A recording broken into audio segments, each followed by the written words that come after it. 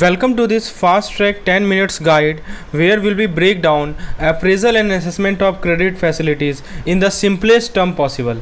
So if you are preparing for your upcoming PPB examination for JAIIB examination, so you are in the right place. Stick around, and by the end of this video you will be able to have all it covered. You have all the topic covered related to our appraisal and assessment of credit. So I am just give your valuable 10 minutes time, and you will able to revise all the important concepts related to our PPB unit number 23. So let's get started.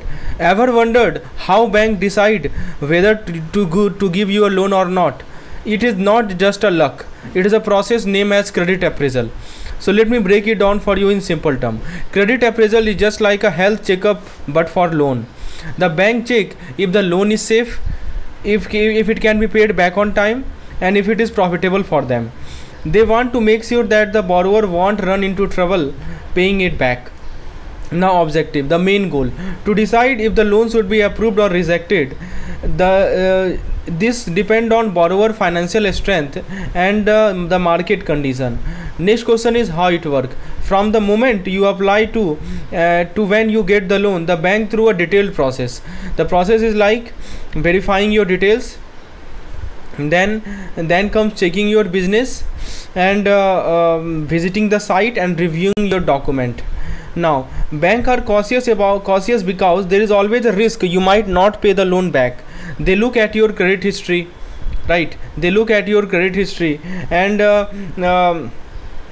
business record and even report from credit rating agencies. You know about CRA, so they look at report from the credit reporting agencies, right? Now management assessment.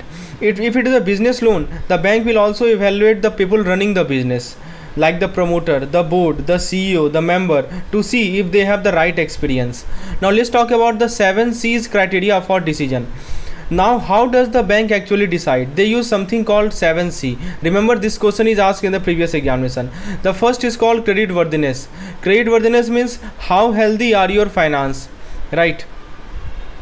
So and there are 4 lending parameters which you must know. What are the lending parameter? So the lending parameter is creditworthiness, loan purpose, cash flow, and collateral. Remember these 4 lending parameter. Again repeating, this is the cardinal principle of lending: creditworthiness, loan purpose, cash flow, and collateral, right?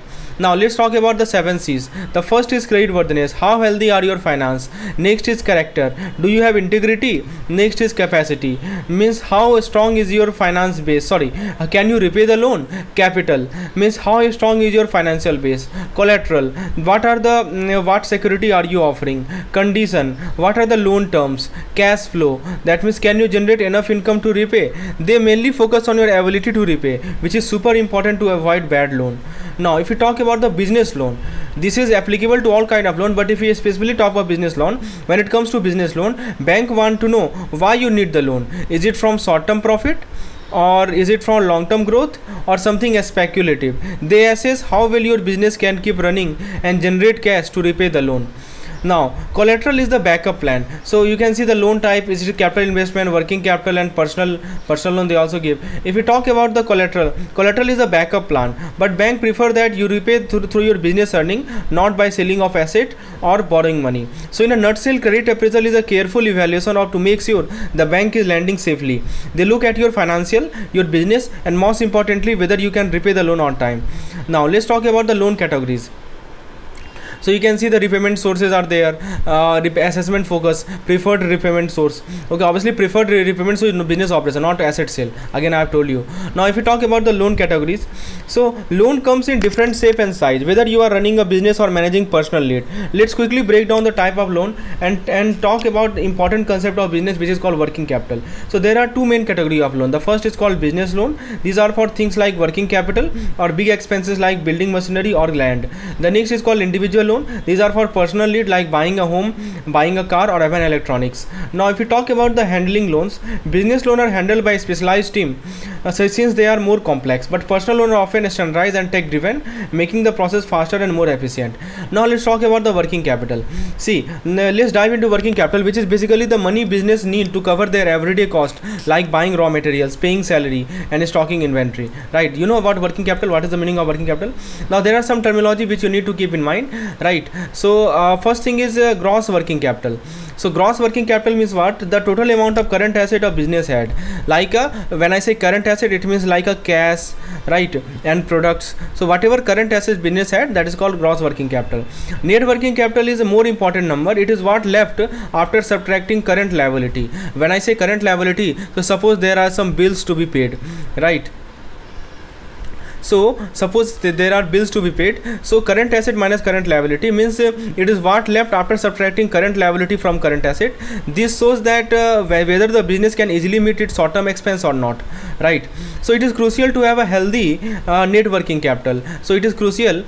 So what does NWC indicate? NWC indicate whether business can easily meet its short term expense or not. So it is crucial to have healthy NWC. Ideally a ratio of more than 1.1 is greater. This means company has enough liquidity to cover expense. A business also track the working capital gap, which determine how much working capital is needed from the bank. So this working capital gap means it is basically difference between current asset and liability excluding bank borrowing, and it used to determine working capital limit, means how much working capital is needed from the bank.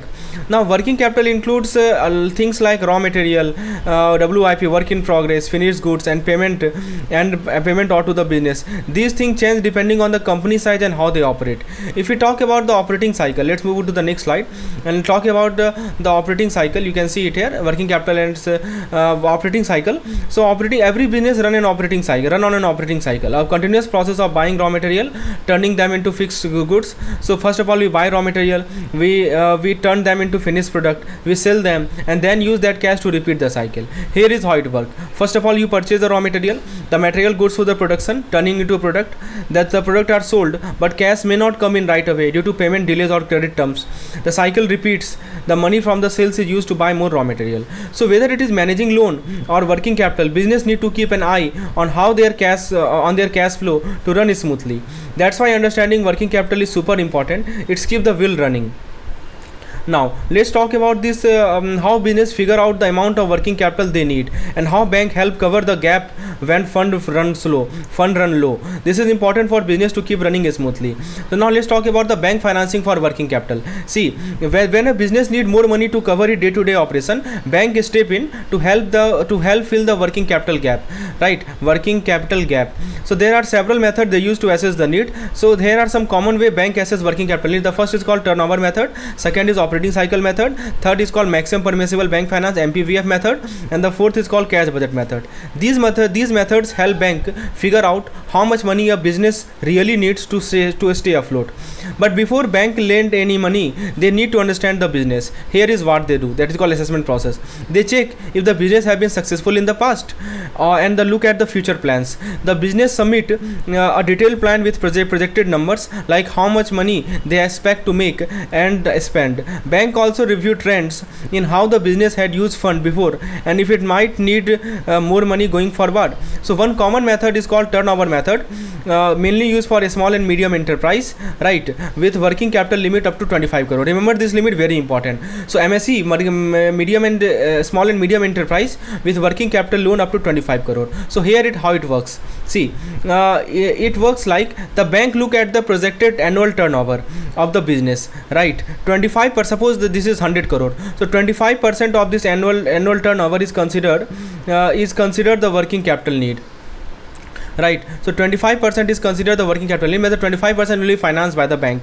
We will be the need of the working for the short term needs. Working capital needs, short term needs, and for this 25 crore, the bank will finance 20%, means 20 crore, and the remaining 5% is to be borne by the borrower. Right, now let's talk about the operating business cycle. So every business has an operating cycle, which is the time it takes for a company to turn raw material into product and sell them. The typical cycle is around 3 months. It is considered that it is assumed that a typical cycle is around 3 months, but this can vary depending on the business. So in a year there are 4 quarters, right? So now let's talk about working capital limits and withdrawal. Once the bank has assessed the working capital need, they set limit on how much the business can withdraw. The amount they can take out depend on their current asset like stock and debtor, after deducting a margin for safety. Now let's talk about the next method, that is called operating cycle method. Another traditional method is operating cycle method. It estimates how long the company hold on assets like inventory and how quickly they pay off the liability. This helps the bank gauge the actual financial cycle of the business. In short, business need to know how much working capital they require. and bank use various methods to help them figure that out. This ensure that company can continue running without running off the cash. Now let's come to the next slide and let's discuss bank usually let's talk about how bank provide finance for working capital and the challenges faced by small business, especially when it comes to collecting payment. Bank usually lend money only for raw material that are fully paid for, meaning if a company bought material on credit, they won't get bank finance for it, right? So suppose suppose a company bought material on credit. So say they have already taken the material on credit, so credit purchase is excluded, right? So bank will not pay for that. Similarly, bank only finance finished goods after deducting any advance payment that were already made. So only finished goods net of advance payment need bank credit. That's the point. These two things you have to remember. A small and medium enterprise often struggle with collecting payment, right? Especially from big company. This can really hurt their cash flow and make it tough to keep business running smoothly. When bank assess how much working capital to lend, they ask for document like age-wise list of creditor and debtor, and they also require business to submit a stock statement showing their current inventory. Bank only consider debtor. Debtor means what? Debtor means people who owe the business money. So bank only consider debtor if their dues are outstanding for up to 180 days. Right. If a business has creditor, means people they owe money to, bank subtract that from the eligible debtor, right, when calculating the loan. The RBI recommend that bank focus more on how well a business is performing and what its future projection looks like, rather than just looking at the security the business offer, right? So this is the RBI assessment, right? RBI working group, which is Sri PL Tandon. So you can see what they have shown. Okay, borrower performance. Now lending for working capital, that is called RBI norms. The RBI does not have a specific rule on how business should classify their inventory or receivable when applying for working capital loan. This gives business some flexibility in how they present their finance. Now next method come MPVF, that is called maximum permissible bank finance. One common method bank used to figure out how much to lend is MPVF.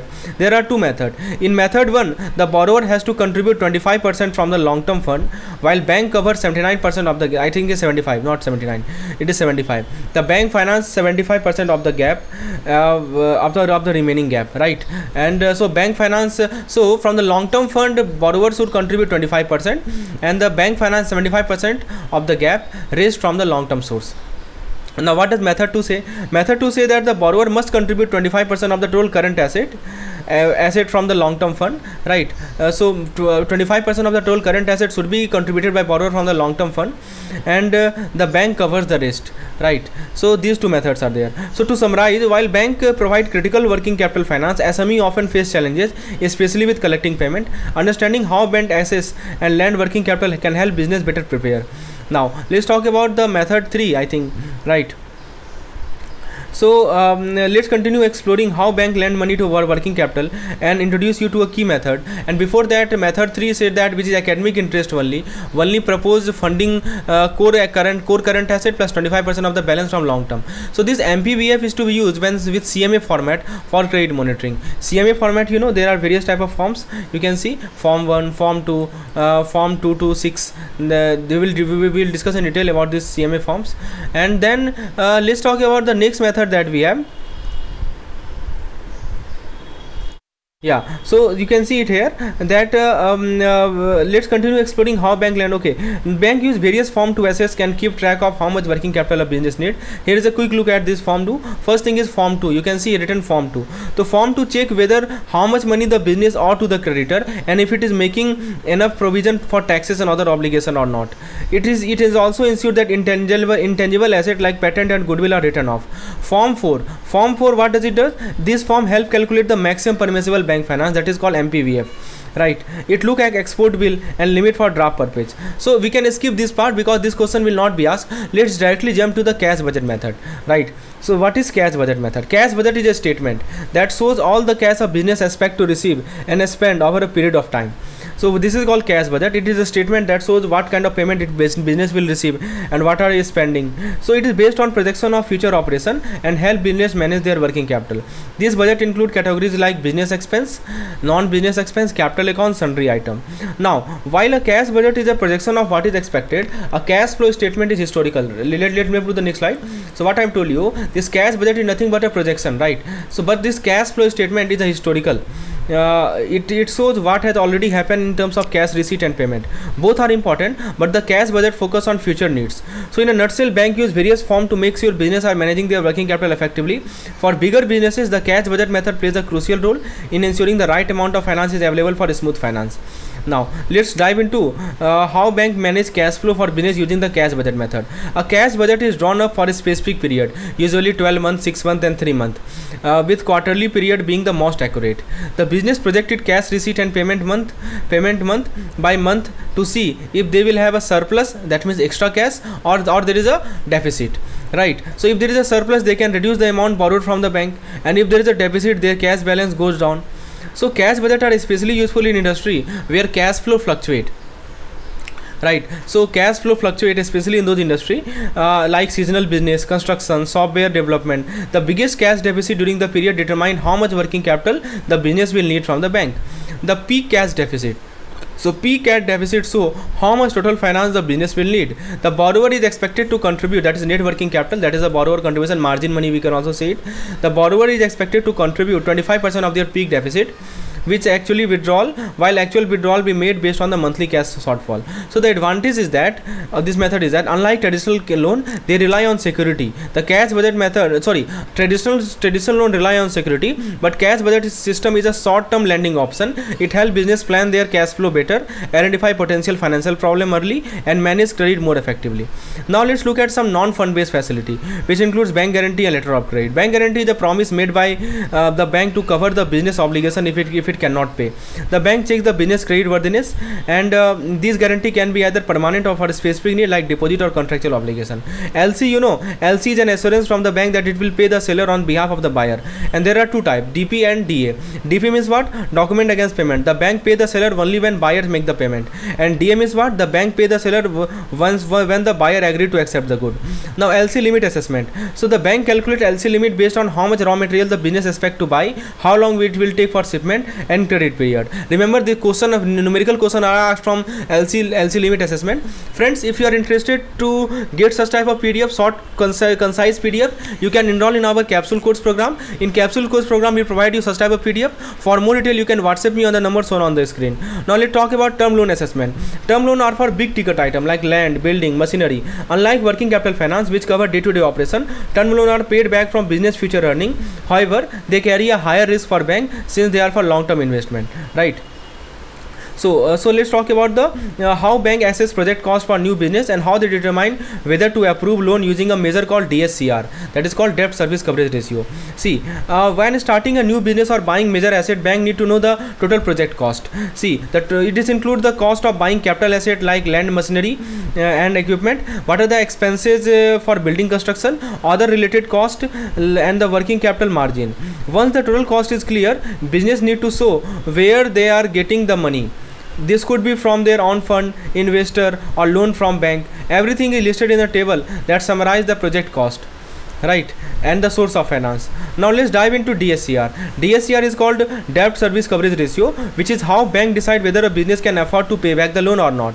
Business prepare profitability statement that show expected earning over the loan period, right? So the DSCR is calculated by dividing the cash available to pay debt by the actual debt payment for each year. So it is how determined. First of all, we divide the cash available to pay debt. How much cash is available to pay debt, and it is divided by the actual debt payment for each year. So a DSCR of 1.50 or higher means the business has enough cushion to safely repay its loan. Means how much cash is available to pay debt. Suppose I have to pay a debt, and how much cash is available with me, divided by actual debt payment for each year. So the higher the DSCR, the more comfortable the bank feel about lending money, right? So sometimes it happen in the early year of the business, the DSCR might be less than 1.50. In this case, bank will keep the loan installment lower initially and then increase them later when the business start making more income. Alternatively, they may extend the loan period to make payment easier. So when it comes to getting a loan, bank carefully assess both the project cost and using DSCR to make sure a business can comfortably pay back the money. So that was all about this particular topic. Every aspect we have touched. If you really feel the video was useful to you, please hit the like button and subscribe our channel for more such content. I am dealing